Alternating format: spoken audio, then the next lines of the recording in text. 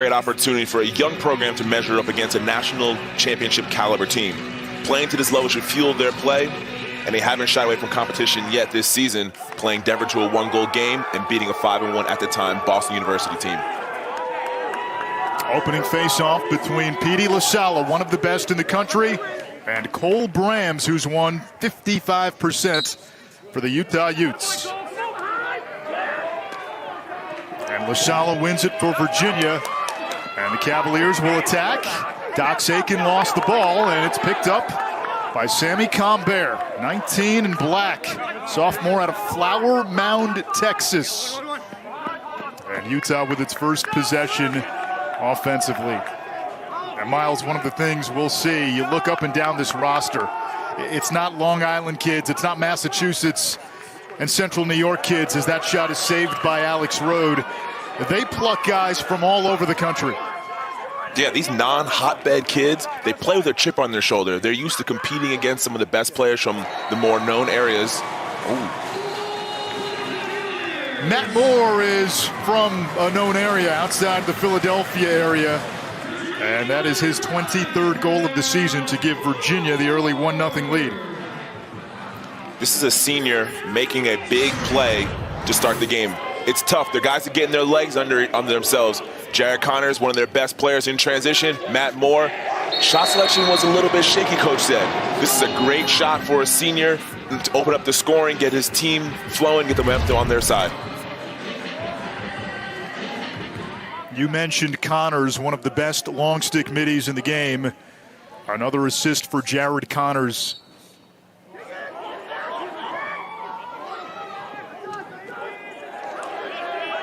Utah able to take the face-off. It's Combert. He fires. Rode the save. It's loose in front. And picked up by Cade Sawstead out of Highland Park, Texas.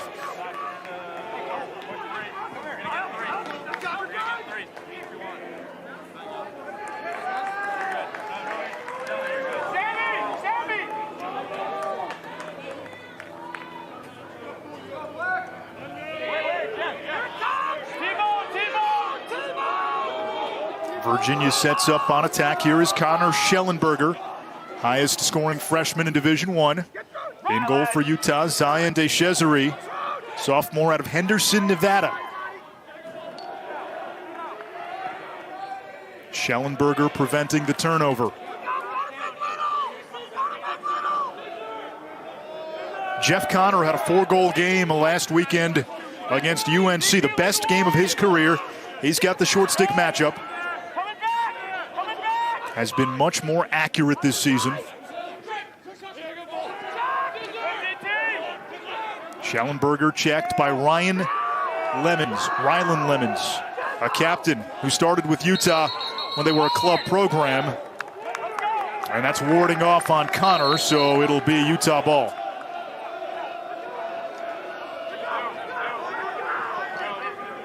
Utes bringing it up quickly. 23 in black. Tyler Bradbury leads the team in goals, assists, and points. It's a young team, mostly freshmen and sophomores, and yes, that includes the COVID distinction, second-year freshmen, third-year sophomores. But Miles, there's really only 2 upperclassmen listed on the roster. Which is surprising. You don't normally see that, but when I asked Coach about the leadership piece, he talked about their PLL coaches, their young guys still playing professional lacrosse, still around the game at the highest level. It's easy for those guys to bestow a sense of leadership onto these guys, and then you have a few guys on their team that were actually club guys turned into D1 captains, and those guys have been nothing short of substantial in leading these young guys to improving each and every week. Virginia running off the turnover. Matt Moore 2 assists away from 100 for his career.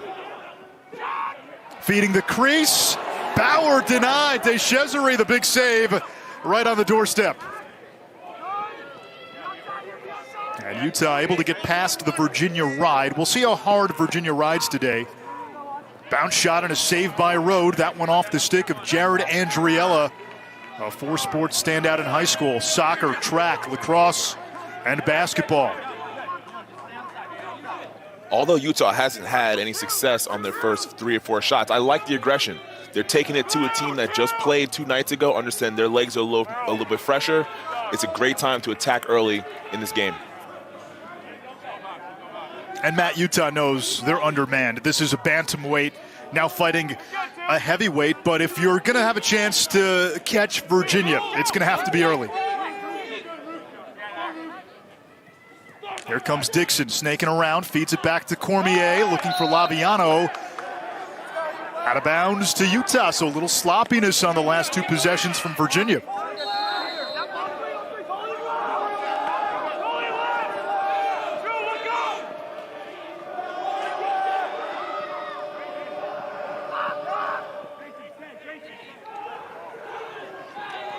On target pass, and Rode is there for another save, so Utah cleared the ride, and we saw Duke do that a lot with their poles on Thursday, the long passes cross field by the long poles. That's something you see a lot when teams start to ride a little harder, getting aggressive on the ride. You essentially leave the furthest man open, and a lot of time, that might be the scouting report against this UVA ride. They're aggressive, but look down the field, you might find an attackman open far and away who's uncovered by any of the defensemen. Dixon against Ruben Santana. Peyton Cormier goes top shelf, and it's 2-0 Virginia.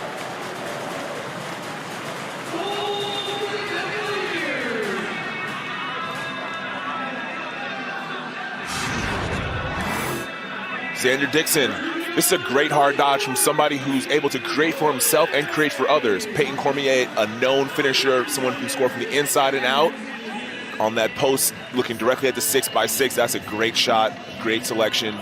And as an offensive player, you love to get that. All this guy does is score goals, 35 now on the season. 6 straight multi-goal games entering today.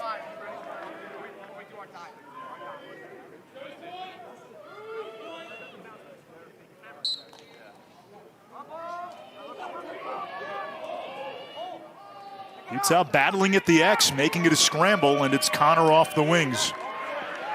He gets sandwiched, turns it over. Brams the other way for Utah. Utes looking for that first goal in transition. Off the stick of Jordan Hyde, freshman from Bloomfield Hills, Michigan.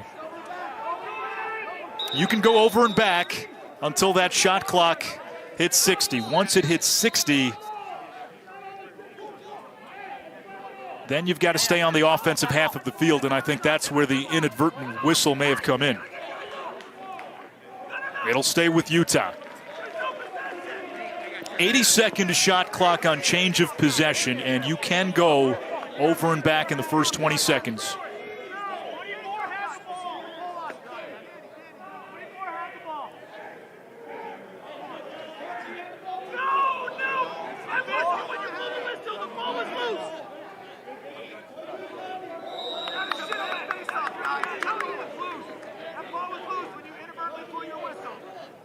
MJ McMahon down the alley. Spins it to the far side. 25 in white, Scott Bauer getting the start on defense in place of Quentin Matsui. Utah may have had a look there, passed it up. McMahon could not handle it, and now the Cavaliers running again. Cormier over to Peel, Matt Moore. Draws the slide, bounce pass to the crease. Bauer's shot is saved. Bauer's had 2 good looks. He's a long pole right on the doorstep. Unsettled for Utah now. And that one too high by John Rose. Another tri-captain.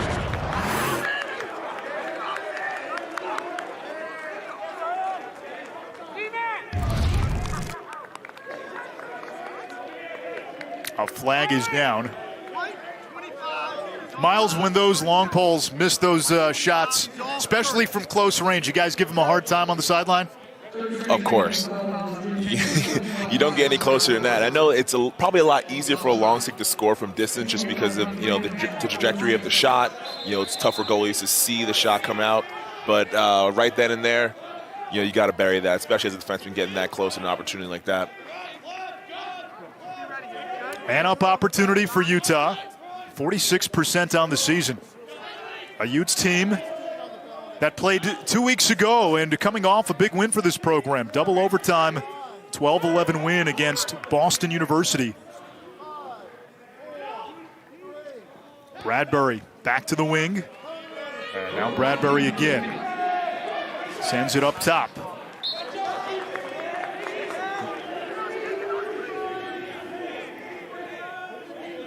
Here's Drew Wasserman. Marked by Jake Guillory. Wasserman out of South Lake, Texas. Rode was out of the cage, gets back in, and Utah gets on the board. MJ McMahon, his 8th of the season. Freshman out of Sarasota, Florida. You know, breaking down the leadership from top to bottom when it comes to leading a young squad like this. We talked to Brian Holman and all 3 of those assistants on our call a couple of days ago, and for a young program that is looking to build something, they're not shying away from challenges. You mentioned off the top, playing Denver to 1 goal in the opener, scheduling of Virginia. They had Syracuse on the schedule up until that game went away recently. There's a lot of winners on staff, guys who've won big and who've played in big games, and what Utah wants to do, they just don't want to be another program out in the lacrosse ether. They want to be relevant. They want to be on the national stage. And I thought the energy, the ambition, it was infectious when we talked to those guys. Yeah, they are really, really confident in their foundation and where they are as a university and a team now. You know, scheduling big games and playing these big games allows their guys to measure up. You're allowed to stand across from a guy who's an ACC All-American and see how you measure up and kind of elevate your play. It also allows you to take the film and break it down and see all the great things you've done as a team against some of the best players in the country and be proud of those accomplishments and build off that. Andriello with a bouncer. Yeah, to your point, you're showing your players, these are the defending champs. This is the standard. We're going to find out what it takes to get there. We're going to find out how far we are, and then we're going to know the work it takes to get to that level. We're on the run. How about Utah? They've tied it at 2 with 6:34 to go. The Utes not backing down early. This is a big play, just like we talked about. Imagine being a freshman playing against a national champion, dodging down the alley and scoring a goal on the run. This is a good, hard dodge. I like the way he just gets his body going back towards the goal as he's getting pushed through contact. This is a phenomenal shot. You can hang your hat on that being a freshman playing in this big of a game. You can tell by the emotion and the celebration. Yeah, he can play through contact.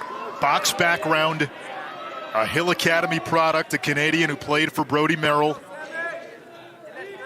This first midfield these days looks different for Utah than it did at the beginning of the season. They had a couple of players who quit the team. We get a face-off violation. It's on LaSala. And would this be something for that Utah sideline if they can take the lead? You know, it's a game of runs. Scoring a big goal as a freshman, getting the team juiced up, winning a face-off. A goal here would be huge for this team, especially taking the lead in a game like this early in the first quarter. MJ McMahon, his brother Ryan, for ACC fans, was a sharpshooter at Louisville. Basketball, that is, Ryan McMahon. Dickie V, a big fan of Ryan McMahon. Nice move there. McMahon fires and scores. His second, and Utah with a 3-2 lead. And look at the energy on that Utes bench. Oh, that gets me fired up. This is a huge energy goal. Like I just said, they just scored a goal, won a face-off. This guy already scored and made his presence felt on the game. What a great move. Dodging hard to his left hand, dips, dunks, gets the goalie moving. This is a textbook shot. He probably learned that from Will Manny.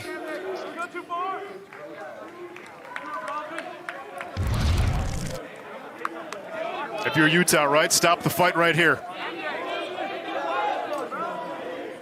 Or win another faceoff and get the ball back so you can do it all over again. Now here comes Petey LaSala for Virginia. LaSala, bounce shot off the mark. Now he is a Tasmanian devil with the ball. Virginia's got a bit of a hop in its step right now. Cormier feeding inside. Ball's on the carpet. Garneau able to scoop it up, rather Soliday. Virginia at its best this season, Miles, is when they're unselfish. They've gotten in trouble with hero ball, but when they share and they make the hockey assist, they're almost impossible to beat. The coach said that this team takes the personality of how Matt Moore plays. If Matt Moore is moving into a role of a distributor and all 6 guys are touching the ball, the team plays a lot better. All 6 guys getting involved is much better than one guy taking all the burden on by himself. How about the hustle for Utah? Closest to the ball when it went out of bounds. And the Utes awarded with possession off that shot.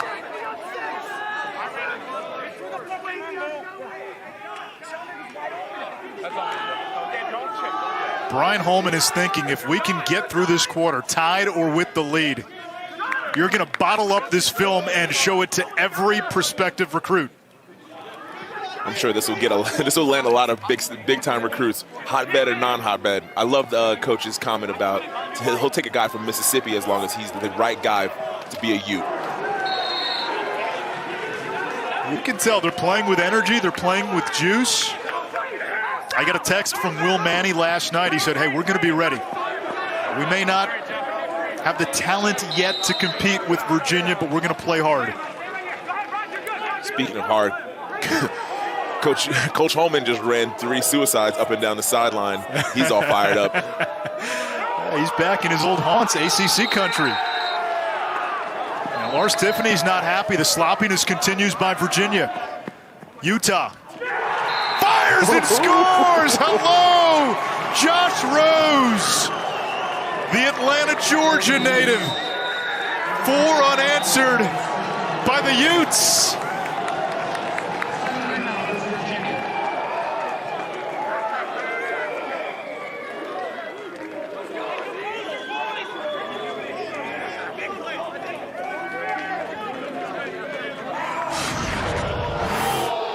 Early sloppy play from UVA.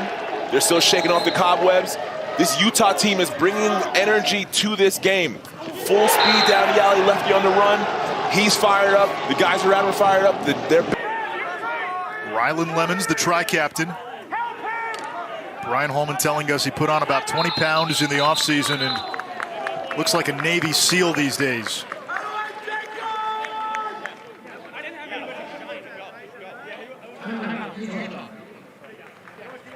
We get a timeout by Utah, 3:51 to go.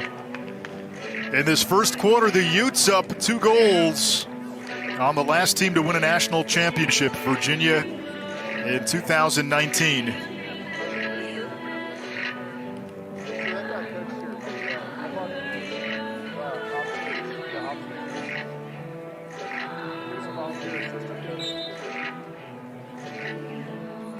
NBA today, Rudy Gobert and the Jazz take on the Lakers. That game comes your way at 4 Eastern on ESPN. NBA countdown starts at 4, tip-off at 4:30. Brian Holman telling us that he wants his young team to feel what it's like to be in this environment. Klockner, he said, I hope it gives them fuel. We want to show them what a national championship caliber program looks like. And he mentioned what it was like when Holman first got to UNC. And he said, when we first got to UNC and the Tar Heels were in a rebuild, he remembered playing some of those Duke teams and said, we didn't stack up physically, but when Marcus Holman, Brian's son, now an assistant at Utah, was a junior at UNC, Brian telling us there was a game against Virginia, and pregame surveying the field, they looked around and said, you know what? We match up, and that's where Utah wants to get to in a few years.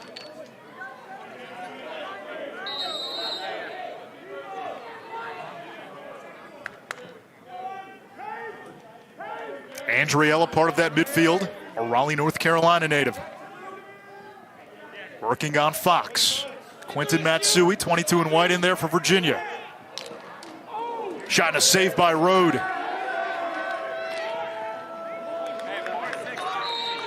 Utah throws it away. Virginia ball.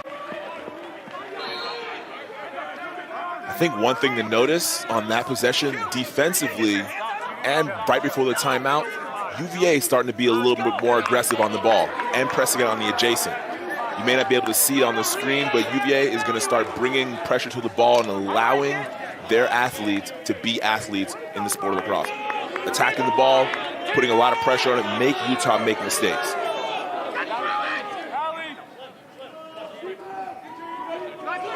Utah 7 more shots than Virginia. That one whistles wide off the stick of Griffin Harris. Now Schellenberger changing direction. Back to Harris. Lost it on the dodge. Transition opportunity for Utah. They've got numbers. Here comes Dan Tracy. Tracy gets it back. He'll shoot. Another save by Rode, who has 8 in this opening quarter. We've seen a lot of rubber early, and that's due to the aggression of Utah, knowing that UVA is coming off of just playing a game 2 days ago, and the legs might not be as fresh. Attacking from the start. To win a championship, what do you got to do? Win 2 in 3 days. That's one thing Coach Nasty used to do to us real early in the season.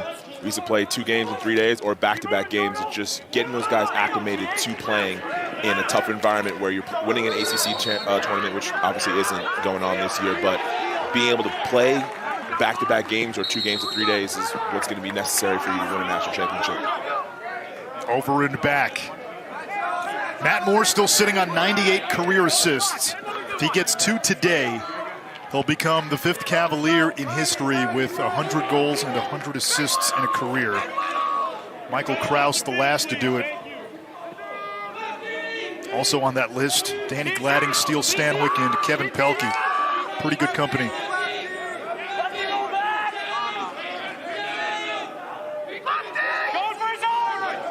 Charlie Bertrand had a hat trick last time out. Toward the cage, Bertrand, the former 2-time Division II Player of the Year at Merrimack, makes it 4-3.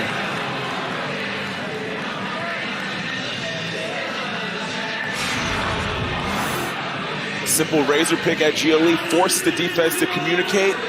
If there's no communication there, it's very tough to cover. I believe that's Bertrand's 300th goal of his career, and a special one for him. 300th point of his career, 20th goal of the season. Career goal number 230. It doesn't matter what numbers you throw out. It's a special milestone, and Bertrand has put up some crooked numbers in his career. Been a nice addition for Virginia.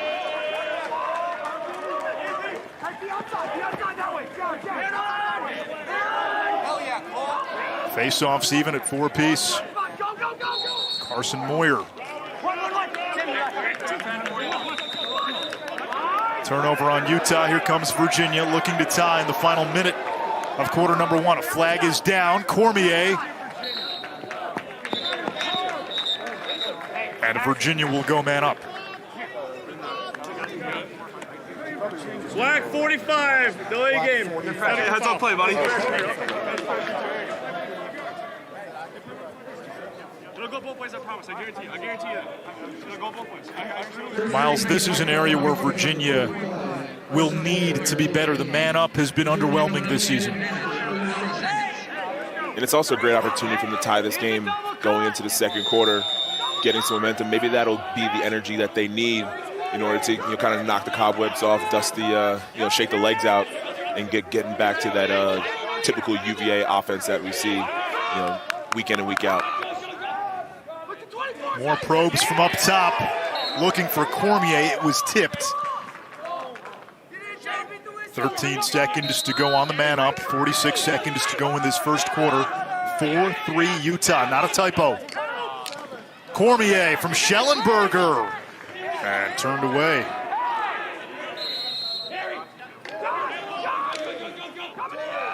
Schellenberger from X. Moore feeding the crease. Cormier for the slam dunk. 99 assists now for Matt Moore, and Cormier's got his second.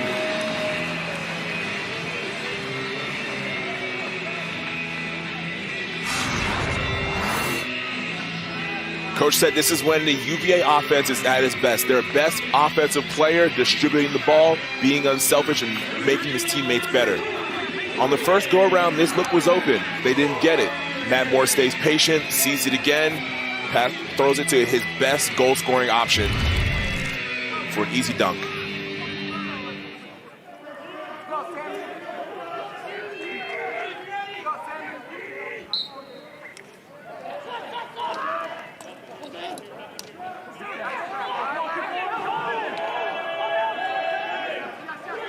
Virginia's got it.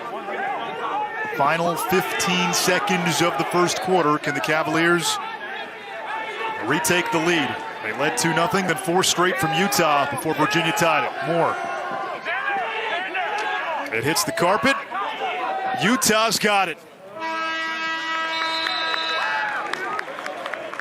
You got to hand it to Brian Holman and the Utes. They knew what they were up against.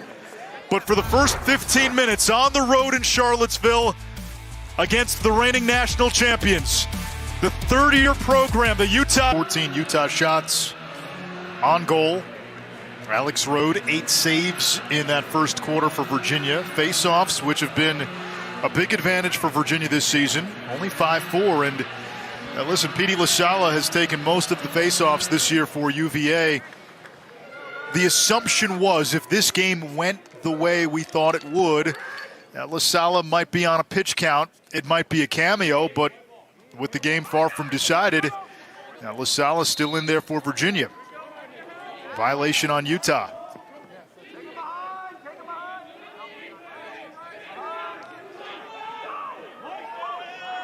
A flag is down as LaSala hit the deck.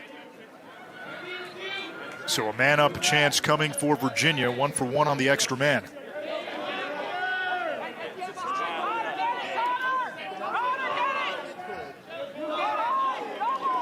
(24) Cormier, 4 hat tricks this season, 10 hat tricks in 18 career games.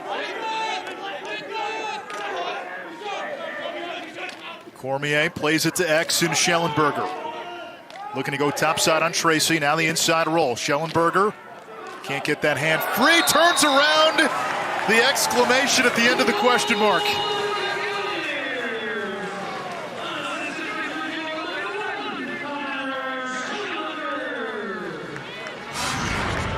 I like this kid's game. This is a very patient play. Goes up to the 5-and-5, doesn't have what he wants, reattacks the 5-and-5, uses the defender's momentum against him. He understands that the defender's coming upfield to try to take top side, turn away on the question mark, and stick that one home. He's had a knack of late of making defenders look silly, huh? That move at X against Duke was one of my favorite of the season for sure. I felt for Kenny Brower, who actually I thought played a terrific game, and that's the play everybody's going to remember.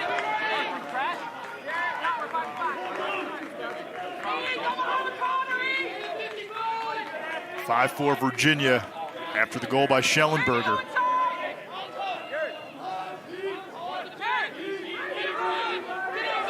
Schellenberger again. At Tracy, flipped around, was looking for the cutter, pass offline.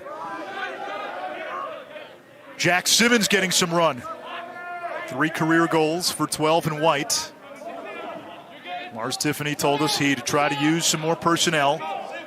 Jared Connors out there for Virginia. Looks like they're playing 5-on-5. Connors, though, can be a threat with the pole on offense. There are many advantages to playing goals. 5-on-5. Playing 5-on-5, you essentially give your offensive players more room on the field, and it makes the slides a lot longer for the defense. Regan Quinn's shot is not there, and the backup to Sammy Combert for Utah.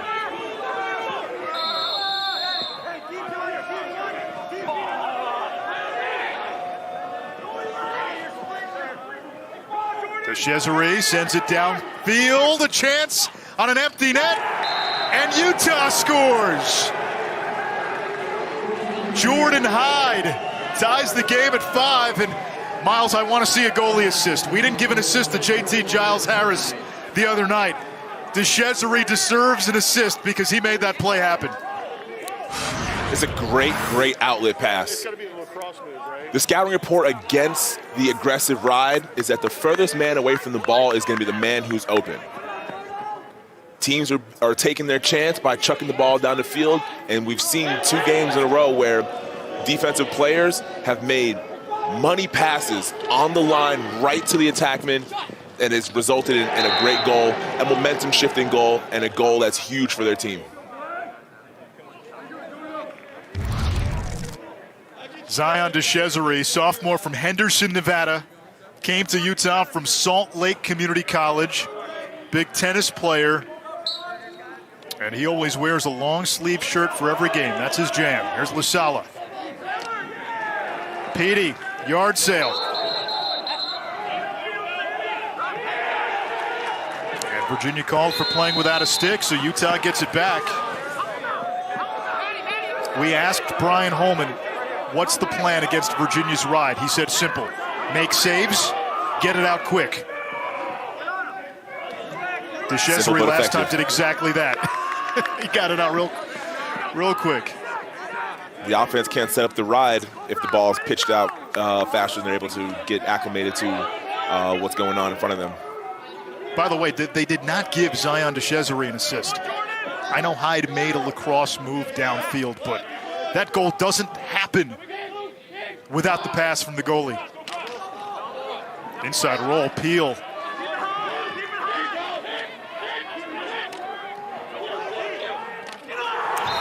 Utah retakes the lead at 6-5. They are relentless. Ryan Rogers, the freshman from El Dorado, California.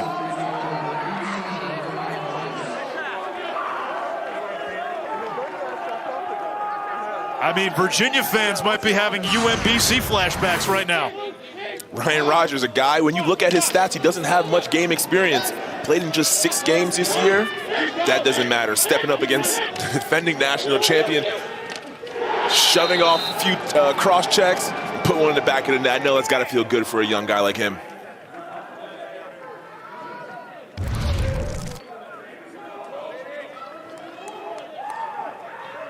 First goal of the season for Rogers. Are you a fan of putting a guy on the alley? Playing 5? Right there, Joey! Right, Joey! Come on, dive! Every goal by Utah unassisted.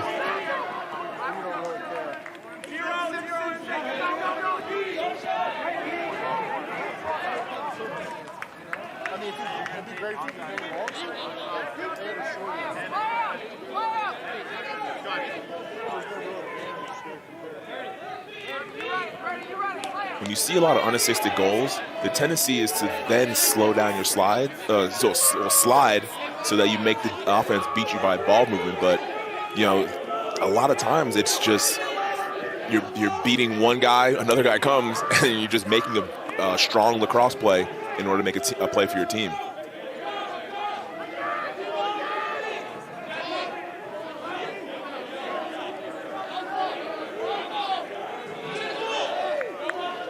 Xander Dixon will take Josh Rose behind the cage.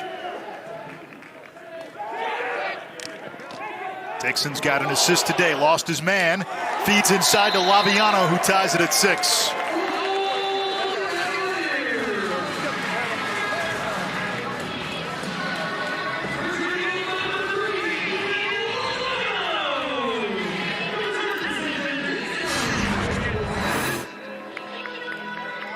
Great patience by Dixon.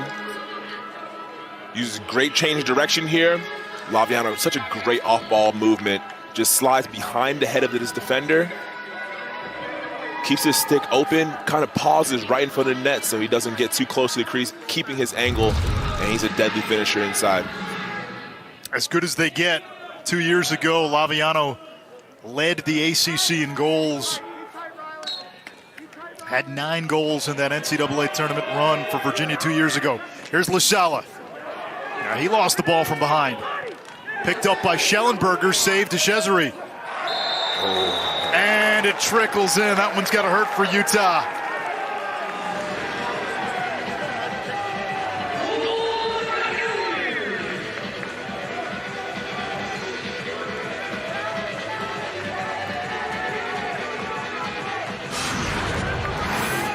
At times in sports, sometimes it's better to be lucky than good. Shot goes off. You got to clean up the ground when it comes to balls getting knocked down in front of the crease. First time ground balls. Pete LaSalle, such a pit bull mentality, just all over the field, no matter what. His little push at the end may have been the difference there. Yeah, I couldn't tell. It looked like it went off a Utah defender's stick. Grayson Saladay will get credit for the goal, his third of the season.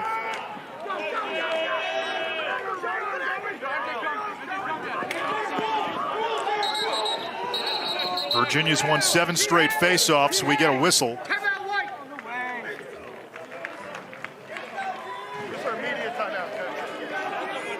A timeout by Virginia. Cavaliers on top. Brian Holman with a big reason to smile. His team has come to play. They've embraced this moniker as Road Warriors here in 2021. I sure hope some of these guys are collecting those Sky Miles, because they're traveling all over the country. They're traveling all the way to the East Coast, BU, Loyola, Virginia. They're traveling a little bit closer. Some of those games against Denver and Air Force are some of the easier ones, but there is no easy game on this schedule because of travel. But like Coach Holman always says, and the guys on that coaching staff, no excuse, find a way.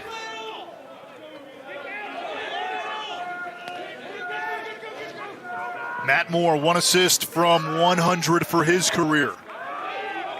Doc Aiken had a hat trick against Duke on Thursday. Aiken, shot altered, Connor the backup.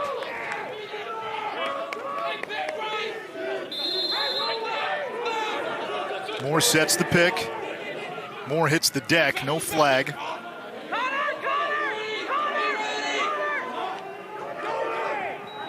There's Matt Moore against John Rose. Short stick matchup. Moore, top shelf. He had the shorty, he was going to take it. Second goal for Matt Moore.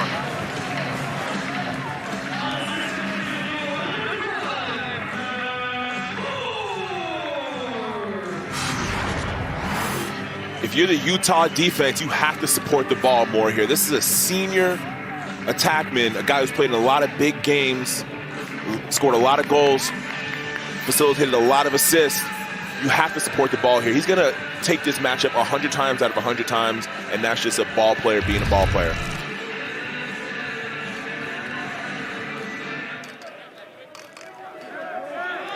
Two for 12 shooting against Duke on Thursday.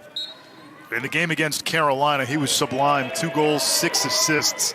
Here comes LaSalle. Plays it to the wing, and Petey LaSalle triggering transition. It's Schellenberger.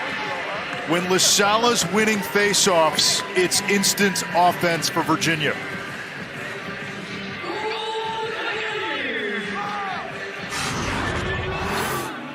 This team is dangerous when the ball's in the stick of 23. He's winning faceoffs, getting ground balls, and coach is most impressed by his ability to play the game outside of the faceoff.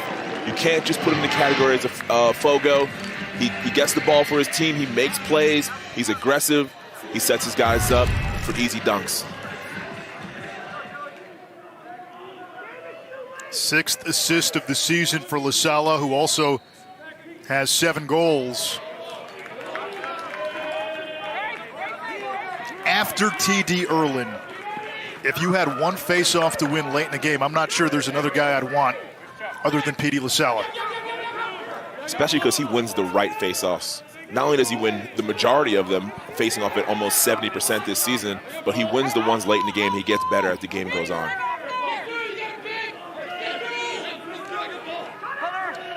Moore head up. He's guarded by the long stick this time. Back to Garneau. Garneau's got that quick first step. Sammy Combear shadowing him.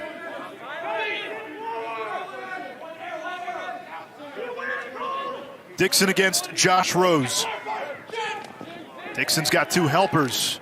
That pass deflected by Combear. Garneau, lefty bouncer. Virginia starting to progress to the mean. That's 5 in a row for the Cavaliers.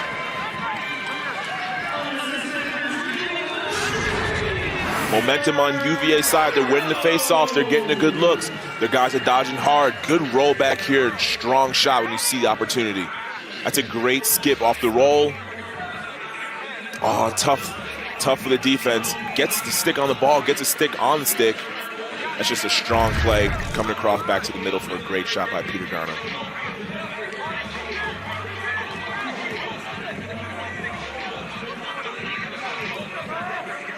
And right now, Miles, Virginia is just playing make it, take it. Petey LaSala's won 10 in a row. Make it 11. He gets the hot hand. When you see a face-off guy who wins face-offs late in games and kind of changes the narrative when it comes to how the game starts at the X, those are guys who are good at not only their primary moves, but counter moves and studying what their opponent does. Right now, Petey LaSala has his game on lock. He understands what his opponent's doing. No matter who they throw out there at him, he's got the upper hand on the X.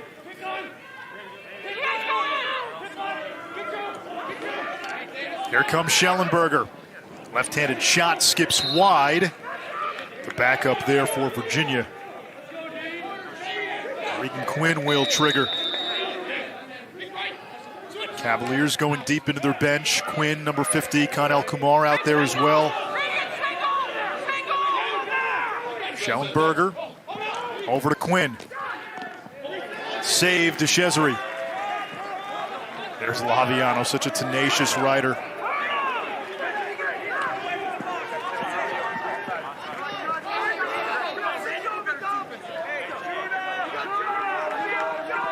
McMahon's got 2 goals.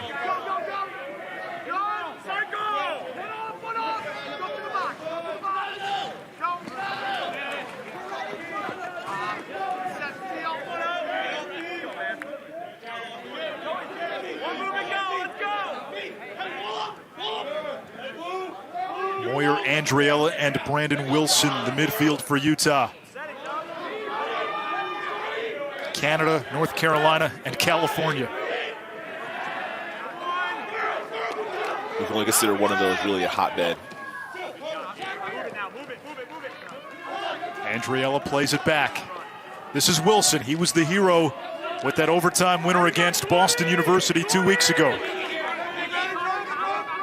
And you can see how much respect he demands. He's got the top midfield matchup in Jared Connors on that rope unit. Moyer against Merle, who's all over him. 3 on the shot clock. And Bradbury will dump it into the corner.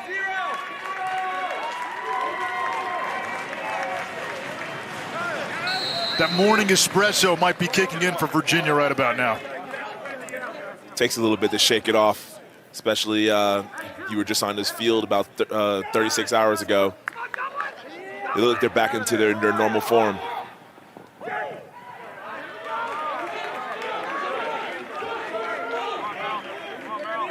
All the credit to Utah, though.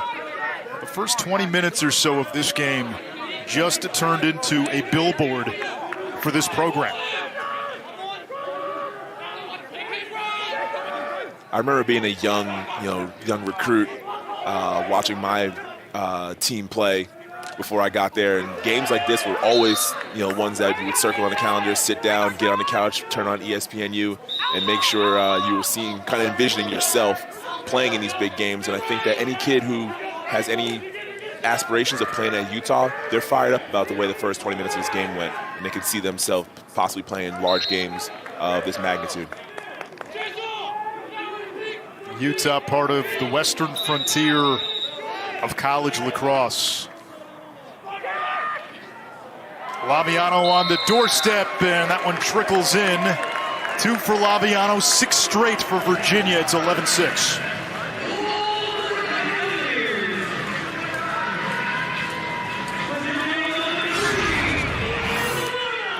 This is Laviano's game. While that one trickles past Zion, almost making that save, he's so deadly inside. Coach said he has to play, he has to be out on the field because he gives their team an inside presence that not many other teams can say they have. Lars Tiffany added, when Ian Laviano plays, Matt Moore is happy, and we want to make Matt Moore happy. That was really weird. Did you see their coach? Those two have teamed up for a lot of big goals in their careers.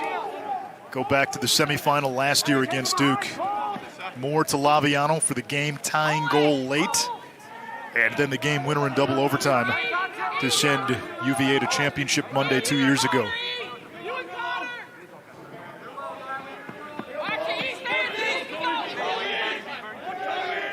Now, this Utah defense has got to be a little gassed. They've been milling in retreat now for most of this second quarter.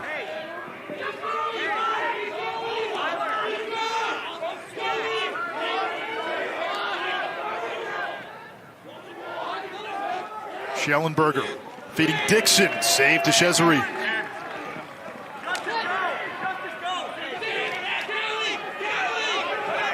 Nearly a turnover by Utah, and now the adventure begins with the clear.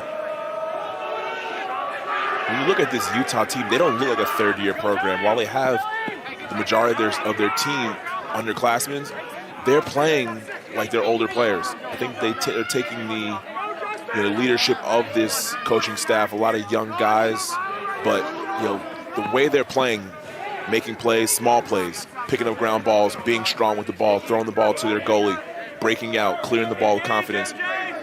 That's what Coach Holman wants from this team, and that's where he sees his program going very much faster than your typical new team in the Division I lacrosse. Here's Wilson. He's been dangerous on the invert this season. Got a nice YouTube presence too. Does a little YouTube series about Utah's travels all over the country. We showed you the map earlier. 11 to shoot. McMahon feeding the wing. The backup by Bradbury. And they get the shot clock reset. Timeout by Brian Holman, 3:33 to. There's Kip Turner. I got one here.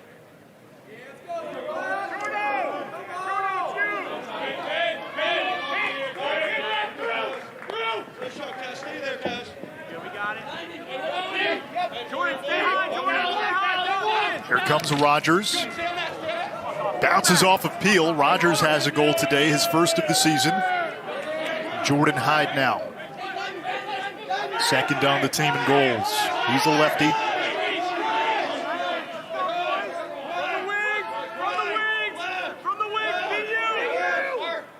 He'll go to work on John Fox, the senior captain for Virginia. There's the slide. Utah moves it. Plays it to the wing.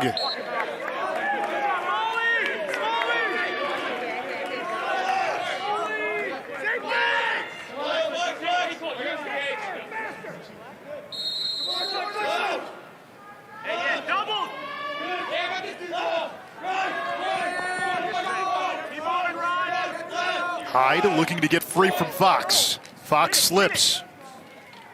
And a bounce shot offline.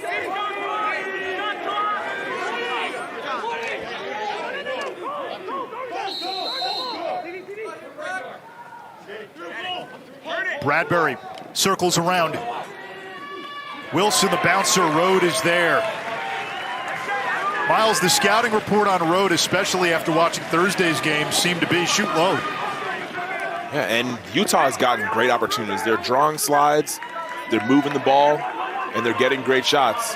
I think on that one, probably should step in and kind of shoot that one low or shoot it high. I mean, the bounce shot is tough, especially when you shoot from far out. It gives the goalie a lot of time to see it. Unless you're shooting it at 100 miles per hour, it's a very easy shot for a goalie to see and react to. The game winner Wilson scored against BU in overtime was, what about a 10, 12-yard bounce shot? That was a great shot. The difference between that shot and the shot that we just saw was that he was moving on that game winner. This one with your feet set, the goalie's staring right down the barrel. It's easy for him to save it. When you're moving, the goalie's kind of taking a step to get his body in position with the goal. The bounce shot can kind of trick him with the release and the bounce on the ground.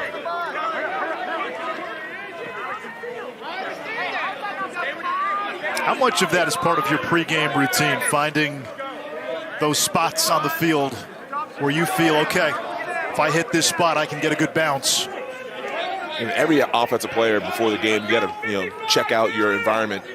shooting the ball off the ground is always one thing you should do before a game. Check out the balance, see if it bounces high, see if it kind of dies, especially when it's raining, see if the skip works. Those are all things that offensive players should take into account when warming up for a game.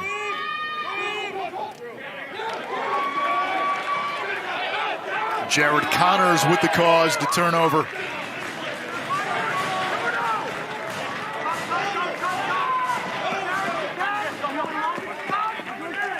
Final 30 seconds, shot clock irrelevant now that Virginia's gotten it over. 6 unanswered to close the second quarter for Virginia, looking for one more before halftime. Bertrand draws the slide, and they say that's a pass and a turnover.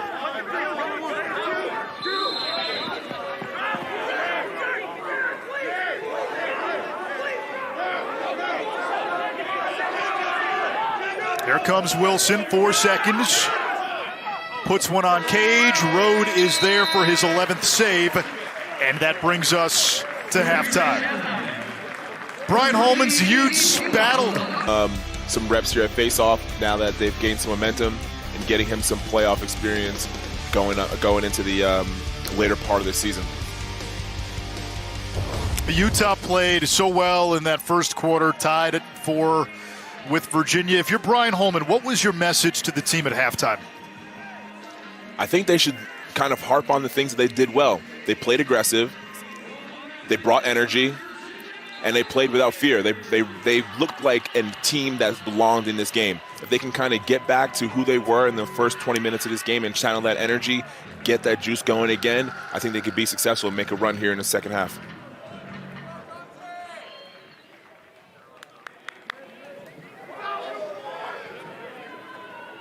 It was interesting. Marcus Holman, one of the Utah assistants, telling us on the call that if you're Virginia, the last thing that you wanted going into this game was a scrappy, energetic team, and that's exactly what Utah was out of the gates. Yeah, as a team who just played, the worst thing you want to do is come out against a team who is fired up to play against you, has nothing to lose, and brings more energy than you do. So as a UVA team, the first thing you want to do is at least match or exceed the energy of the opponent. That'll kind of negate all the things that you don't have on your side. Like you have something to lose playing against Utah. Utah's coming out here with a boatload of energy. They're ready to go. They're ready to compete, and this is a great opportunity for them that they won't let go by them. Schellenberger, miscommunication, turnover. You were there, right? Your junior year at Duke, you guys had won back-to-back championships. And when you step out of conference and you don't play one of those marquee non-conference games, I imagine the energy early from the opponent probably exceeded the energy from your guys. Absolutely. And the thing is that when you kind of get those matchups, the other team gets off the bus, off the plane, and they are ready to go. They might as well play you in the parking lot. They're that excited. As a team who has the upper hand, maybe ranked higher, maybe more talented, and seen as not the underdog in this game, you got to find something inside of you as an athlete, as a competitor, that's going to get your juices flowing in order to get up there and play your best game. Because when you're Duke, when you're UVA, when you're when you're North Carolina, you're going to get the other team's best game, no matter who that opponent is. Moore looking for Laviano there. Laviano, 2 goals in that first half.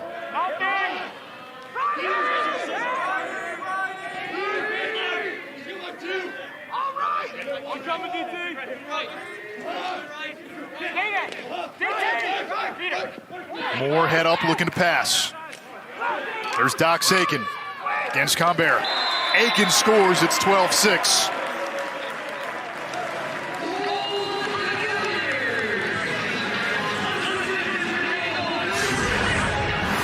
Number 6 in white has been playing very well as of late. Big, strong moves. Not many guys can push him off his track. If he wants to go to the goal in a straight line, he has that capability. Here's a strong, hard dodge against Utah's best defenseman when it comes to their rope unit. Makes a great nifty play, reaches around the goal and put that ball to the far side. That's just a senior play by a guy who's been playing a lot of games, making good plays, making big plays when it counts. He had a number of scoreless games earlier in this season. Broke out with a hat trick against Robert Morris. Had the game winner against Notre Dame. Had a big hand in the win against North Carolina. 3 goals against Duke. And he has looked like the 2-time first-team All-American midfielder. Spent the fall with Villanova football and then had a bit of an ankle injury when Virginia opened camp, and it's taken him a while, according to Lars Tiffany, to get back into lacrosse shape. You played football in high school. What's that like going from football to lacrosse, right? There's a transition, maybe easier when you're 16, 17 years old, though. It's difficult because, one, you look at the nature of the sport when it comes to football. It's like, you play 6, 7, 8 seconds real hard. Lacrosse, you're moving around the entire time. The cardio is just different. The physicality is different. You're asked to do a lot of things athletically that may be similar, but when it comes to the game, it's up and down, fast-paced, especially the way he plays. Being a midfielder who does it all, the cardio is much different, and I can definitely attest to the difficulty of getting in lacrosse shape coming off a football season.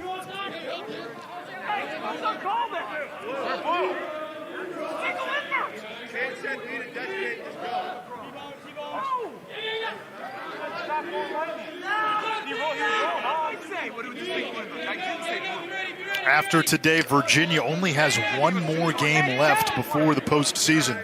No ACC tournament this year, a 6-game conference schedule. Virginia closes its regular season next weekend against Syracuse. Laviano's shot. Cesare the save. Cormier nearly grabbed the rebound. Plucking it out of the air is Xander Dixon as Virginia cleans up the scraps.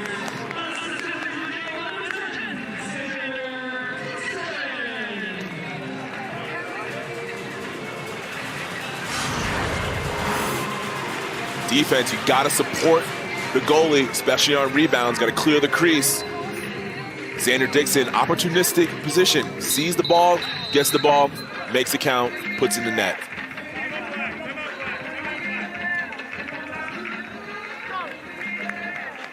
The bench loves it. Docs loves it. 3 points for Xander Dixon today. 8 straight goals for Virginia. The Hoos up by 7.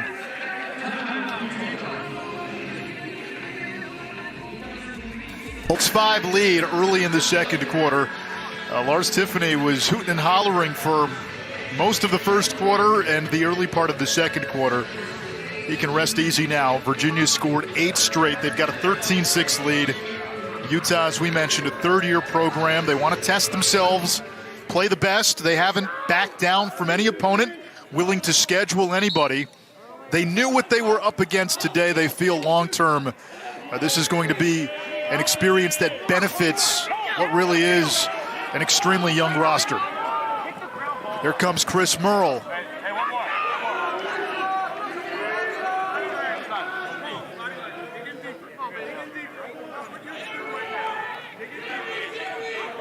Doc Sakin, the highest scoring midfielder in the proud history of this Virginia program.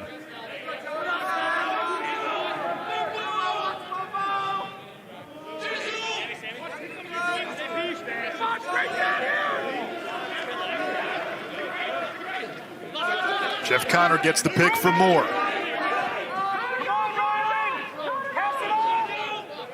Moore's got a short stick matchup if they can get it to him. Joey Boylston guarding Connor.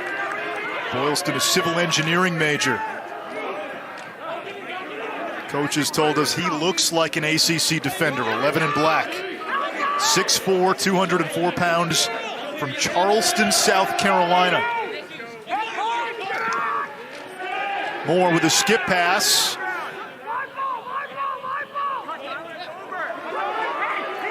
Aiken able to pick it up. Puts it on goal. And a shot clock violation. And a nifty play by Aiken. He went over the midline to retrieve the ball, but he didn't step over the midline.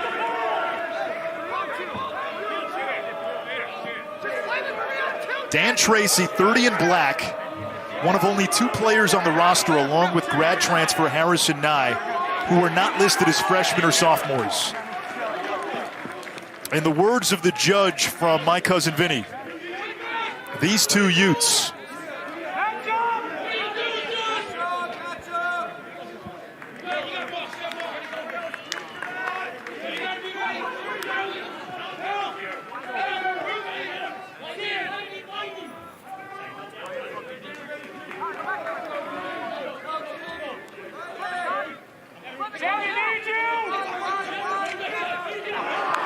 Moore turns it over. Rose rumbles across the midline. Over to Boylston. One more. Bradbury missing. The backup by Mr. Hyde. 18 minutes without a goal now for Utah. Only 8 shots in that span.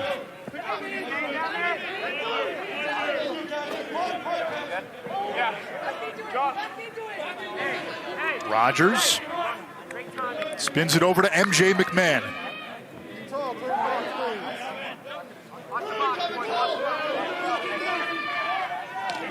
Here comes Bradbury, still looking for his first point. Peter Hagan. His sister Molly plays lacrosse at Notre Dame. Bradbury against Sawstead. Rogers, his shot deflected and caught out of the air by Virginia. 39, Cole Kastner, 6'7" long pole, feeding Connors to Laviano. That would have been something. Long pole, Laviano, if Virginia made that work. You can see how much trust the team has within the positions. Usually when you see a long stick running down the middle, you don't necessarily throw it to him, but when you see 28 down there, I'm taking my bet on throwing the ball to him. He's a playmaker. He makes the right play, makes the great play, and does it consistently. A few years ago at Virginia practice, one of the things that stuck out, when they practice offense, they practice with the long poles there. So it's not new for these guys. And Lars Tiffany would tell us, yeah, we'll play 5-on-5 if we have to, but we trust Jared Connors to handle even in a settled 6-on-6 setting, if that matchup is right.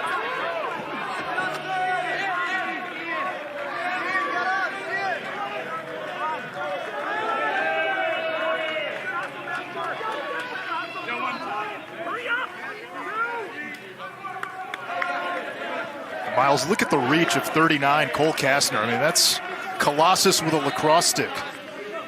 At 6'7", it makes it very difficult especially if he's playing off ball with through passes. A 6-foot stick in a guy's hands who's 6'7". He's covering a lot of ground. He's knocking down passes. He can essentially poke check you from about 7-8 yards away, and that's very tough to get around that. I'd like to see him play long stick midfield because any midfielder with all that space up top, he's gonna be able to swallow up and diminish some of that space that you have to dodge, making it very difficult for midfielders to get downhill.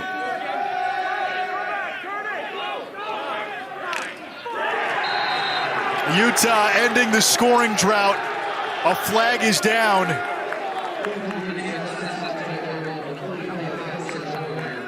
Carson Moyer, his 4th of the season, 5th of the season, 2nd today. This is a tough play. Canadian player, box background, hard lefty dodge. Contact means nothing to him. Fading away, still gets a hard shot through the contact, through the push. Gets rewarded with a flag on top of it. That's the 2nd time we've seen him score today while absorbing contact.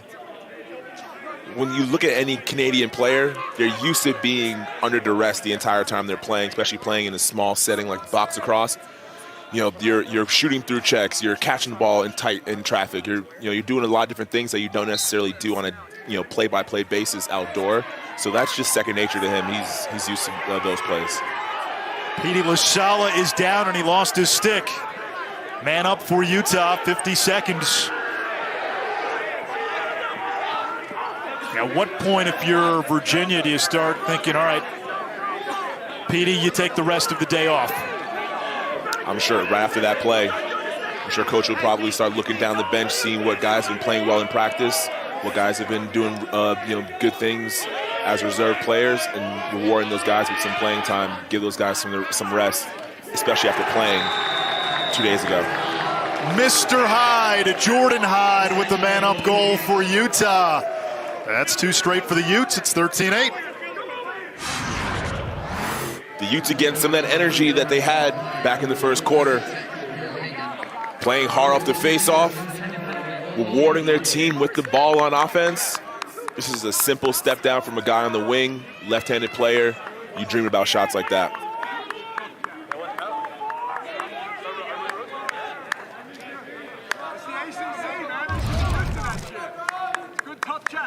Two goals in his career debut against Denver in the opener, a 1-goal loss, and a game that caught a lot of folks' attention.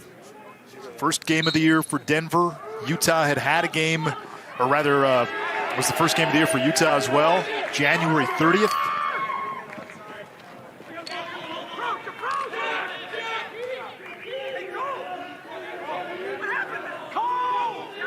Utah with wins this year against Bellarmine, Division II Westminster, and 2 weeks ago against Boston U. Lost to Air Force in overtime, lost to Denver by a goal. Loyola 12-goal defeat, Jacksonville a 5-goal defeat, and then a loss to Mercer as well. There's Cormier, another Canadian, playing through the contact. Aiken lost it. Good defense by Utah. Loose ball hold on Utah, back to Virginia.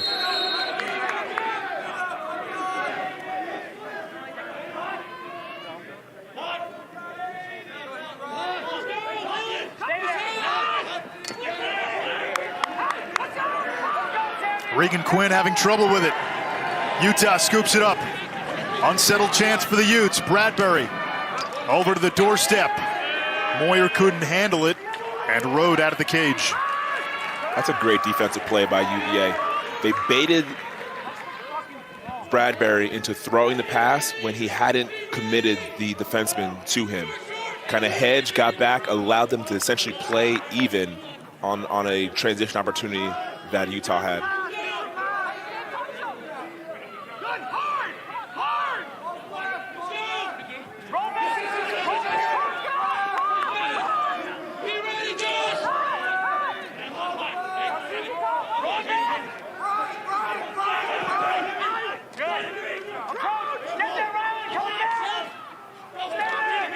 Aiken drew the slide.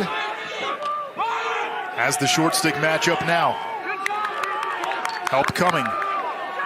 Moore skipping for Cormier. Turnover.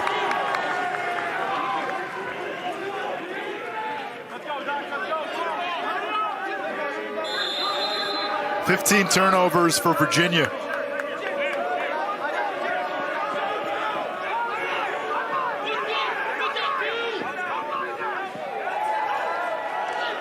Here comes Wilson, the top midi for Utah, number 12 in black. Andriella now, freshman from Raleigh.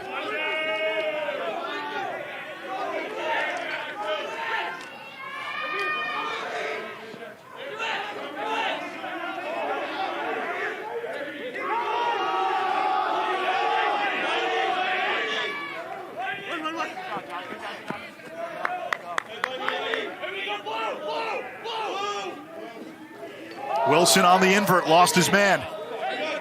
Over to Bradbury, still 30 to shoot.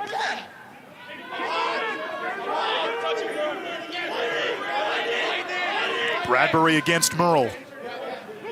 Utah's leader in goals, assists, and points. Rode got a piece of it. I guess he didn't. It'll be Virginia ball.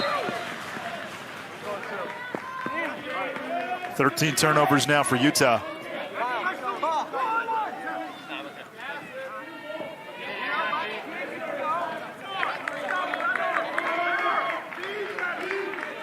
There's a great line by Roger Kahn in The Boys of Summer. You glory in a team triumphant, but you fall in love with the team in defeat. And who knows what the final score of this game ends up being. But, Miles, the most impressive thing about Utah is at no point today have they looked scared, have they looked timid. They have played with energy, they've played with juice, and really the difference was Petey LaSalle got on a roll at the faceoff X in that second quarter, and that gave Virginia its margin. You take those make-it-take-it goals away by UVA, and Utah has held its ground. It's been an impressive showing by a young program. Yeah, I think Coach Holman has a lot to be proud of when you look at this film from top to bottom. You know, the assumption was that UVA was going to come out here and, you know, be typical UVA, and this game wouldn't have been close. But from top to bottom, from the first whistle till now, Utah has a lot to hang their hat on. They played well defensively. They played aggressively. They've been physical. They've actually won some of the face-offs early on. And if that was a little bit even, I think our score would tell a different story. Schellenberger to Garno, who fires a rocket. It's blocked. And Ryland Lemons has it for Utah. Utes have scored the last two. There's the ride by Virginia. Matt Moore. Garno flips it ahead. We're going to get a hold. Loose ball hold on Utah. Virginia ball. Shot clock resets. That doesn't matter now. 40 seconds to go in this third quarter. It was 6-5 Utah. Then Virginia scored 8 straight before Utah has tallied the last 2. Dixon's had a nice game. A goal, 2 assists. He goes to work on John Rose. Dixon had the step. Skip pass to Garno, and there's the rocket that finds the back of the net. Yeah.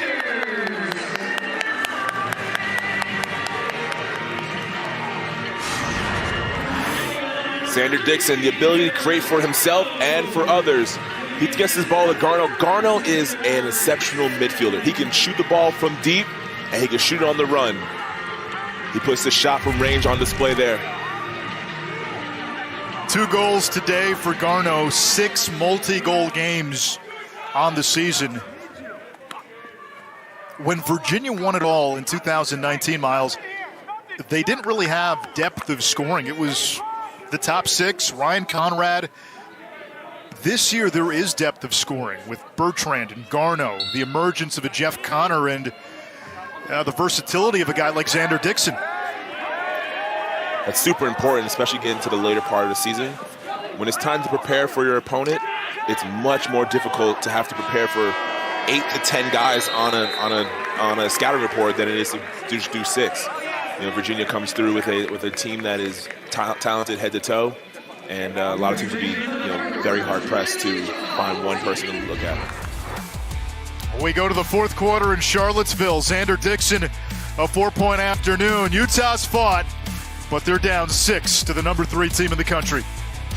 When it's been unselfish ball, and it starts with Matt Moore, who, I don't know whether to call him underrated anymore because we've said it for so long, and that gets tiresome, but it's amazing. This guy hasn't been a first-team All-American in his career. He has been one of the more productive players really since 2019, and when you go back to that championship run, Virginia took off when this offense centered around Matt Moore, and he became a superstar. That's when Virginia took off late in the season. Now, Petey LaSalle has still taken every face-off for Virginia, and at some point you got to think Lars Tiffany will go to the bench. Well, Anish, I have this question for you. If your team has 2 or 3 weeks off, every game counts, do you think the live reps matter? Maybe. And that's something we'll get into. Virginia plays its final regular season game on April 24th. No ACC tournament. So the first weekend of May, no game. Then that next weekend, May 8th, May 9th, no game. The selection show is on the 9th. Virginia's next game would be May 15th or 16th for the first round. That is 3 weeks between games. And they do not have the ability to schedule any more games. You get 15 according to the ACC, including your scrimmage. They scrimmaged Division III Lynchburg, so What sort of impact does a 3-week layoff have for a team going into the postseason? Personally, if I'm a player and we're getting ready for the biggest part of the season, obviously you can't lose. You lose, you go home. I prefer taking the momentum going in to the NCAA tournament. Obviously, they don't have that luxury, so maybe the reps that P. LaSalle gets for the remainder of this game might tune him up for the game 3 weeks from now. On the flip side, though, don't you want to at least try to get some meaningful reps for a potential insurance policy if something were to happen? I believe that, too. Gavin Ty is their next guy up, and I think he'd be the next guy to kind of get some reps. Hat trick for Peter Garno. 17 goals on the season, lightning speed, can shoot with both hands, and this is straight speed. Yeah, like I said before, in his last goal, he scored that from about 14 yards out. He could do it by shooting it by you. He can do it by running by you. Very versatile. One of the guys that UVA will definitely lean on later in the season when it comes to midfield production. His dad, Ed, used to punt for the Virginia football team. And now we see a change-up at the face-off X. Gavin Ty.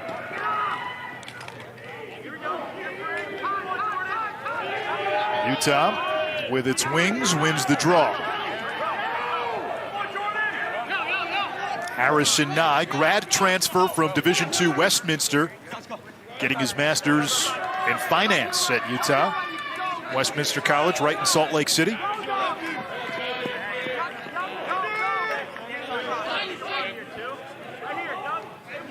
LaSalle won 20 faceoffs today, fourth time he's won 20 faceoffs in a game this season.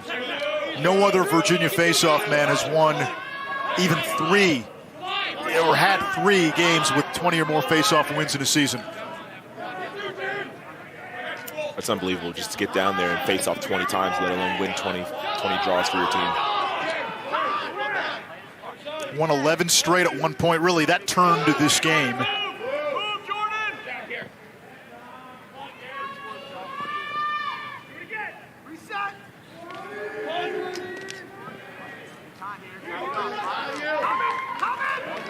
Andriella.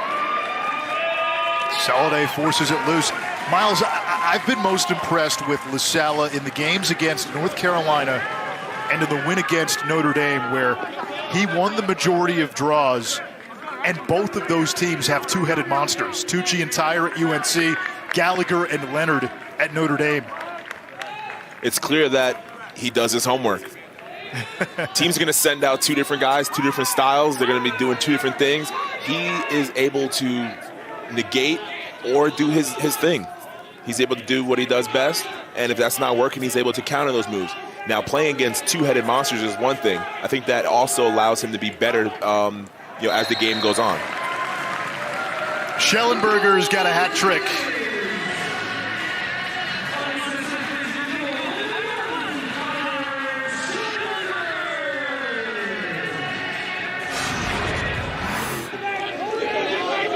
Good hard dodge. The reason why this play works is because they're the pick. The pick doesn't necessarily cause any contact, but it slows the defender down 1 or 2 steps, and 1 or 2 steps is all Connor Schellenberger needs.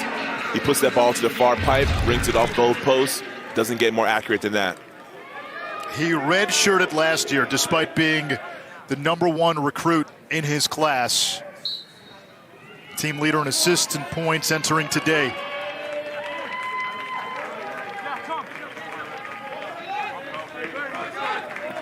Miles, have you figured out any sort of pecking order in the ACC yet? It's tough. Each and every week, any team can win. I think for a long time, people were talking about the ACC being on a downward trend, but that is not the case this year. You look at every team in the league. Any team can win a national championship. They're all talented from top to bottom. It's tough to beat Duke. Between offense and defense, UVA is dangerous. UNC has had sparks. Syracuse has the talent to do pretty special things. So, and the Notre Dame team, they've got great players, and their defense is as stout as it gets. And I think this is definitely the best conference in the sport. And, you know, when you look at Utah coming down here to play against UVA, it's a good test for them, knowing that this team is playing against competition like that. If Virginia beats Utah, and it's headed that way, the ACC would be 31-1 against teams from out of conference. The lone loss, Army ambushing Syracuse in the Orange season opener. Army's a team to watch out for once we get to May. Brandon Nichtern, Bobby Abshire. They've got a great goalie, and Wyatt Schupler. If they can figure out the face-off X, Army's a team that has a chance to make some chaos and make some noise in May. Patriot League's got a couple. Army, Lehigh. Never want to count out Charlie Toomey and Loyola, but they'll probably have to win their conference tournament to get in. Here comes Bauer. Oh, Scott Bauer's going to go home tonight and say, man, I had 3 really good looks. He could have had a hat trick today as a long pole, but DeCesare saved his best for number 25. I'm sure he'll get in on the shooting drills next weekend, and then those 2 weeks off between games, he'll definitely get himself some reps in the shooting drills. Good defense by Kaloji. You can't fault him either for any of those shots that he took. They're all great opportunities. If I'm his coach, I'm telling him to take those every time he gets them. But Zion has different plans in mind. Bauer, a Dallas, Texas kid, does have a couple of goals this year. Scored against Syracuse and Robert Morris as well.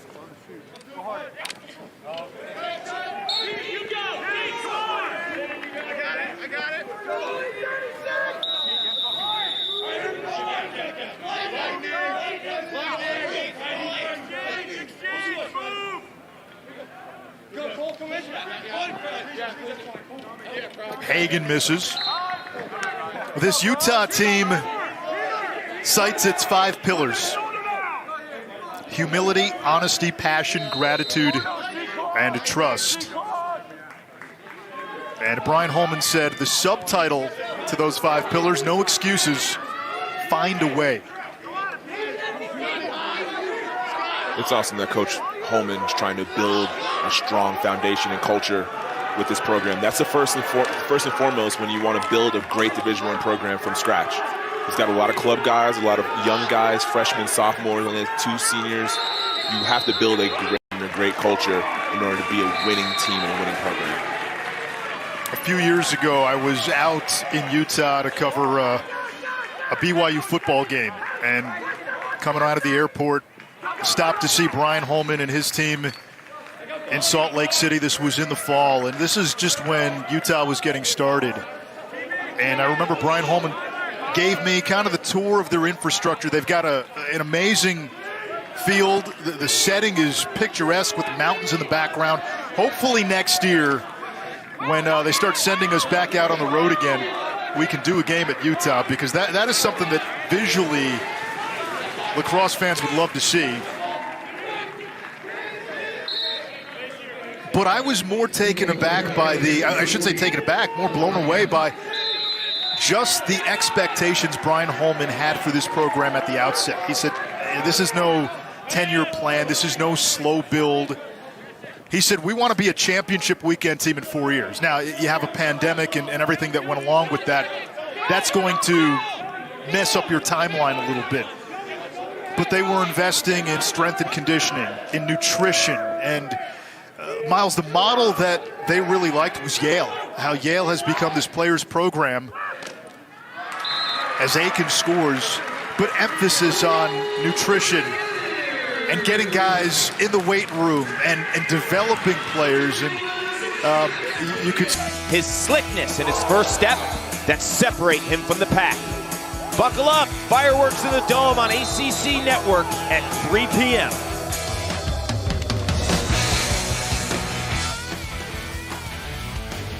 We'll be on the call with Chris Cotter. Wow, look at Chris Gray on a record pace, 60 points in his first 10 games. This is a big one for both of these teams, Miles. UNC's lost 2 straight in the ACC, and so is Syracuse.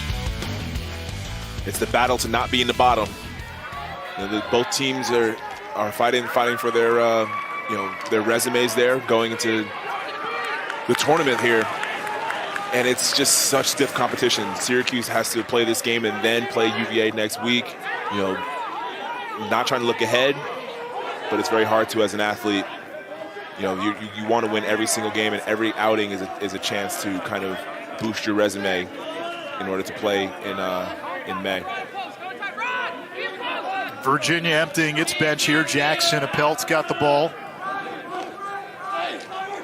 Will Corey, number 14, out there as well. You got Paul Rodriguez. He's got the ball. I'm with you, though. Syracuse, North Carolina. Now, the Orange had that blowout loss at home to Notre Dame as Corey turns the corner and scores. They lost to Duke in a game that they fought back. They were down 7 goals. North Carolina, again, is the sky falling? They were right there with Duke, lost in overtime. And they were right there with Virginia most of the game. Yeah, I mean, it's just a tough conference to play in. Each and every game is means the world to these guys. They understand that, obviously, without the tournament, you can't be a one-win team in the conference and get into the tournament, squeak by, and win the tournament there and get a bid. It's got to be each and every game, more important than the last. 2 goals on the season now for Corey. Second goal of his career as well. Had a goal in the opener against Towson.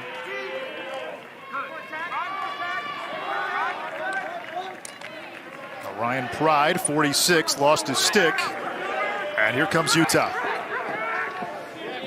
Utes had a 6-5 lead. It's been all Virginia since then. A 13-2 run by the Cavaliers.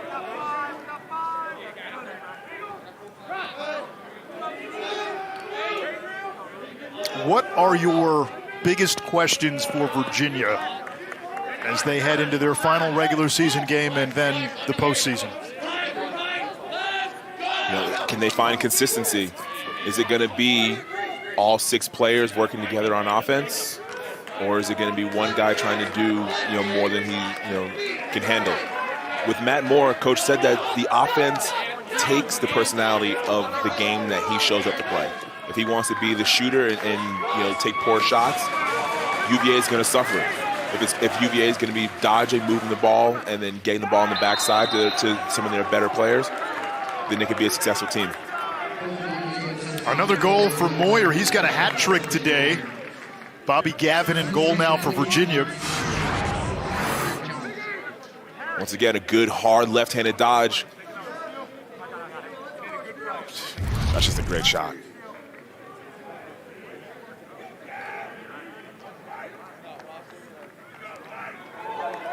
I think Coach Holman could definitely be excited and proud of the way Moyer's played today.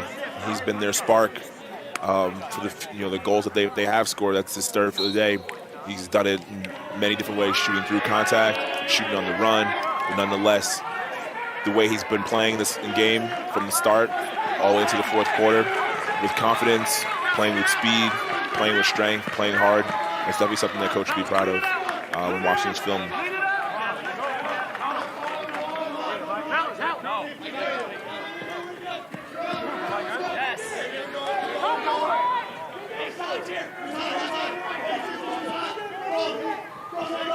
New goalie for Utah, Zach Johns.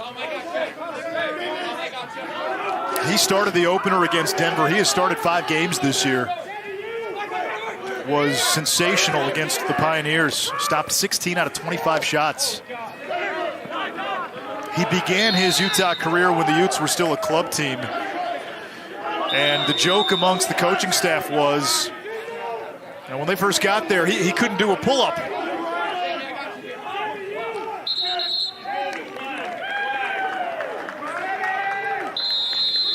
A quantitative analysis of markets and organizations major.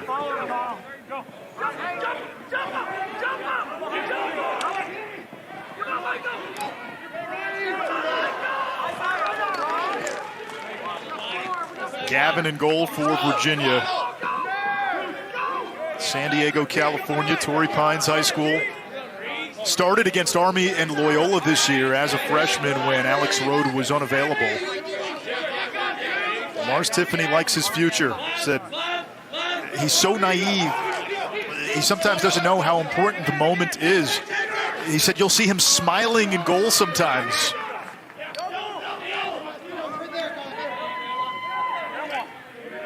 His dad and brother played college lacrosse. Sister is on the beach volleyball team at Pepperdine.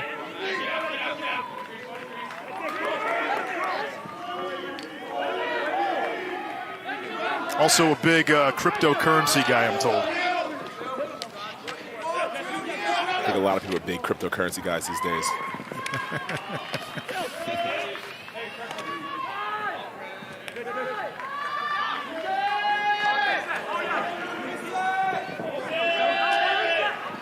Off the scramble, another one for Utah.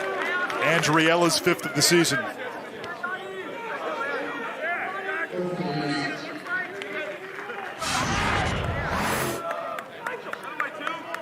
Utah's playing hard to the last whistle. Riding the ball back, getting an opportunity right in front. That starts with fighting for the ground ball on the end line. This team has a lot of fight, and they'll fight until the last whistle.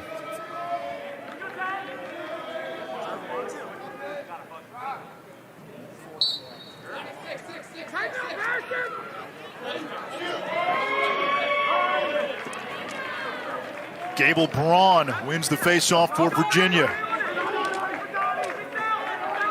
Described by his head coach as a crash test dummy persona. Wrestled on his varsity team in high school as a 6th grader. That's the guy you want taking faceoffs. That's impressive. I didn't even know you could play in high school in 6th grade.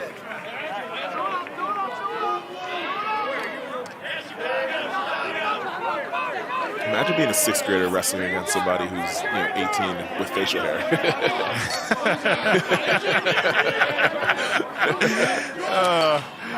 Moyer with a 4-goal game. He's going to remember this one for a long time.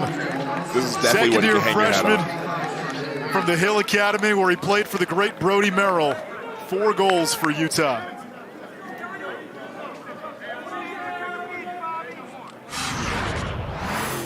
Just another hard left-handed dodge. Gets to a strong hand, shoots through contact again. That's a great shot, approaching a slide and getting the shot off. Strong overhand finish, not afraid to get hit.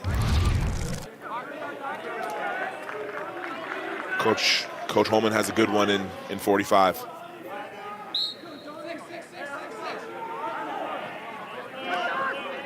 They have some talented young players who need seasoning, and the big thing for Utah will be getting into a conference. They've been playing so far as an independent.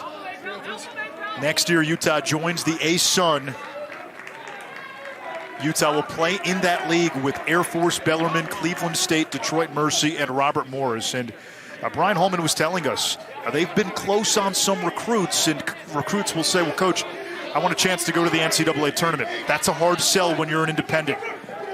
It's much easier when you're in a conference and you can say, hey, we win our conference, and that's what we're building toward.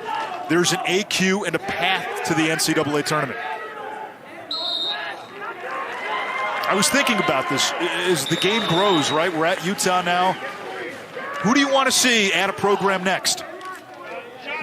Personally, I'd like to see some of the schools out west in the Pac-12. I think those schools just have a lot of, great facilities. You look at Oregon, you look at USC, UCLA. You can definitely get a kid to come out to the West Coast and go to school there with the facilities and just the history of those universities. And they definitely have the money. They make a lot of money, football, basketball, with their other sports programs. I think lacrosse is the next big thing for a school like that. I'm with you. Give me the Pacific Northwest, Washington, Oregon. I'd love to see Colorado, natural rival for Denver. BYU, a natural rival for Utah. And maybe one more in the ACC to get to 6 and get that AQ. Virginia today, after a slow start, finishes strong. The Cavaliers win this one 18-11. UVA bounces back after the Thursday loss to Duke. Virginia's now won 5 out of 6. Lars Tiffany's team.